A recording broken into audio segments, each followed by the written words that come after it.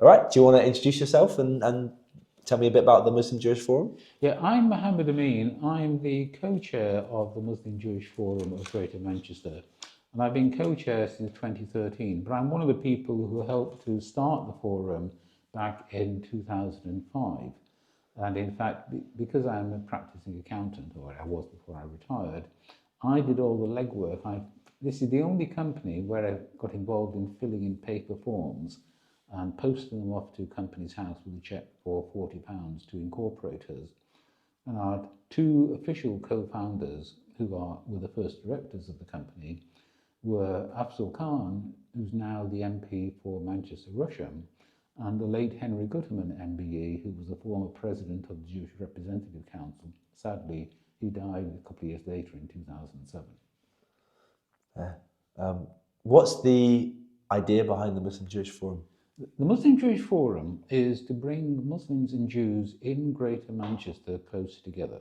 And our original reasoning was basically instrumental in that there are lots of things that Muslims and Jews care about as issues in wider society. So, for example, every so often people who are part of the animal welfare lobby try to ban halal and kosher slaughter, which is slaughter without stunning. Occasionally you get people trying to ban male circumcision. We need rapid post-mortems and rapid burials, much more so than people who are not Muslim or Jewish. They are quite happy to have funerals and burials weeks after somebody's died. So on these kinds of practical issues, if Muslims and Jews speak together with one voice, they're obviously more effective than if they speak separately. Especially because Jews are a very small part of British society, less than 0.5% of the population, whereas Muslims are now about 6.5% of the population. Conversely, there are many, because the Jewish community has been here longer, there are many more Jews in public life, in parliament, etc., than there are Muslims, although Muslims are now getting more engaged as well. We have a Muslim mayor, example, of London. So the instrumental thing was that we could do things better if we did them together. But of course, once you get an organisation going, once people start to get to know each other, then strangers become friends. And that in itself is an important part. When I got involved in setting up the Muslim Jewish Forum and mentioned it, for example, to people at work, I almost always got the same response. Don't Muslims and Jews always fight? Because that was how people saw society. They could see conflict in the Middle East and assume that that gets replicated over here. And from the very beginning, our goal has been to focus on what we can do over here. We don't get involved in any way in the Middle East conflict. Today was obviously like a very interfaith event involving Christians as well. Yeah. What's the importance of that and of today's event in general? Right. Well, first of all, from the very beginning, the Muslim Jewish Forum has had events that are open to everybody. So you don't have to be Muslim or Jewish to come to our events. You don't have to be Muslim or Jewish to join our organisation. Although when you do join, on our joining form, one of the questions we ask you is, are you Muslim, Jewish, or neither? And the reason for that is that in our constitution, on our executive committee, because the executive committee is the thing that runs the organisation, we give priority to Muslim and Jewish membership. So we have a committee of 12, and provided we've got enough Muslims and Jews who are willing to serve on the committee, we want to have at least 5 Muslims and at least 5 Jews. And in practice, I don't think we've ever had anybody serving on the committee who wasn't either Muslim or Jewish. I'd have to double check, but in principle you could serve, but as I said, priority is given to Muslims and Jews because we are the Muslim Jewish Forum. In terms of speakers at our events, we, especially on a subject like fasting, which affects more than just Muslims and Jews, we think it's a nice idea to also have Christians, so to speak. And we've also always, from the very beginning, tried to encourage engagement with local government, wider civil society. So we've had lots of support from councillors, we've had lots of support from people like the High Sheriff, not just the current, not just Dan Hawkins, but the previous High Sheriffs, and Diane Hawkins, the first Lord Lieutenant who's come to our events, because from memory, Warren Smith, who was the previous Lord Lieutenant, hasn't come. But we had Andy Burnham, for example, when he was newly elected Mayor of Greater Manchester. He came to our iftar in 2017, which was only about 6 weeks after the Manchester Arena bombing. Things like that are quite powerful, showing communities coming together after divisive events. Absolutely, that is so important. And after the Manchester Arena bombings, people in Greater Manchester could have been at each other's throats. I mean, when you have somebody who was a Muslim, who was acting out of his view of Islamist ideology, killing 22 people, it's so easy for a city to turn on itself, but Manchester didn't. And that's because Manchester as a city for decades has worked on the community cohesion. It understands understands the importance of not coming out with divisive language. So St Anne's Square was full of flowers after the bombing, and the whole city came together. And similarly, after the 7th of October attack, I mean, because that was in the Middle East, we were umming and ahhing about whether to issue a statement. Both me and my Jewish co-chair, we didn't want to issue a statement, but we were asked by so many of our members that we should issue something. So we decided to issue one. We got it out on the Wednesday. The 7th of October 2023 was the Saturday. We got our statement out on the Wednesday evening. In particular, I wanted to get it out then because the following day I was flying to Spain. And even though 4 or 5 days had elapsed, it was still pretty quick in terms of statements.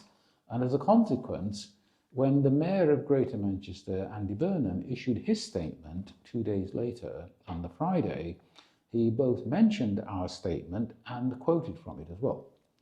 Similarly, our statement was picked up by Manchester Evening News and other bits of the media. The BBC rang me shortly after I'd arrived in Spain asking, can you do an interview? And I said, I'm in Spain. And they said, that isn't a problem, we can cope. Have you got a phone? So a few hours later, about 2 o'clock that afternoon, sort of Spanish time, I was sitting on the balcony of my hotel room with the phone propped up on the table with some object behind it in landscape mode being interviewed. I'd never seen the interview. I know it was transmitted though, because other people saw it. And it's really important to get the right kind of message out in that kind of situation, because you can either divide people or you can bring them together. Your co-chair mentioned that a few interfaith organisations have folded in the last 18 months. Yeah. Do you know anything about that? And I don't know closely about other interfaith organisations, but I will give you an example from one that I do know about, although this is longer ago, probably about 2014 or 15 when it folded. There was an outfit set up in Paris called Shalom Pei Salam, which means peace, peace, peace in Hebrew, French and Arabic. And they learned about us from Facebook, decided to set up their organisation. We corresponded. They came to see us in Manchester, 3 of them, in 2012. And I think in 2013 or 14, we paid a return visit to Paris and visited them. But during one of the blow-ups in Gaza, that organisation fell apart because Muslims and Jews in that organisation had such different views about Israel and Palestine and argued about them and couldn't no longer function. That is why from the very beginning we've been totally rigorous that we had nothing to do with Israel and Palestine. And our mission statement, which it doesn't say in the mission statement we had nothing to do with Israel and Palestine, because that would be a daft way to put it. But if you read our mission statement, and I'm not going to read all of it out, but it talks about the Muslims and Jewish communities of, but we don't have the full text here, but it's all about the Muslim Jewish communities of Greater Manchester as citizens of Greater Manchester, their lives in Manchester, and we wrote it that way so that it specifically can be used to say, every time somebody wants us to say something about the Middle East, out of scope. We can only do what's in our constitution. Our constitution is totally limited to Greater Manchester. That's why we never make statements about what's happening over there directly. The statement we issued after the 7th of October attack, if you read it very carefully, it's all about the need to not import the conflict over here, for Muslims and Jews to look out for each other, to fight against anti-Semitism and anti-Islamophobia over here. It says nothing at all about different views about Zionism, two-state solution, one-state solution. We just totally refuse to have any engagement on that, no matter how much people ask us. Because I know if we did, it would tear the organisation apart. Yeah. There's been iftar in Windsor this week, Prince Charles. Yeah, took place a few days ago. Yes. There's been some controversy around it on some media websites. Well, let's be blunt about it. There are racist and, of course, Muslims are not a race, so you can't be racist against Muslims, or you can be racist against Jews. But there are lots of people who I would call anti-Muslim bigots, who simply hate Muslims, who think that this should be an entirely Christian country and that no other religion really belongs here, including Judaism, when they're really honest about it, because a lot of these people are anti-Semitic, and frankly can't cope with the idea that we had a Hindu for Prime Minister. So those lowlives, I can understand them complaining about the king allowing an iftar to be held in Windsor Castle. He wasn't actually there, I understand personally, but it wouldn't have happened without his approval. So I can understand racist and anti-Muslim bigots complaining about it, but I never allow people like that to worry me. What I think about is the importance of getting our message out to the rest of the British population. When I go on very right-wing media outlets, I'm not expecting to persuade the presenter. I'm not expecting to persuade all of their audience, but as long as some of their audience have a slightly more positive view of Muslims afterwards than they had before, I feel I've achieved something. Nice. What's probably the last question? What's like Ramadan in general supposed to mean to Muslims in terms of engagement with the rest of society?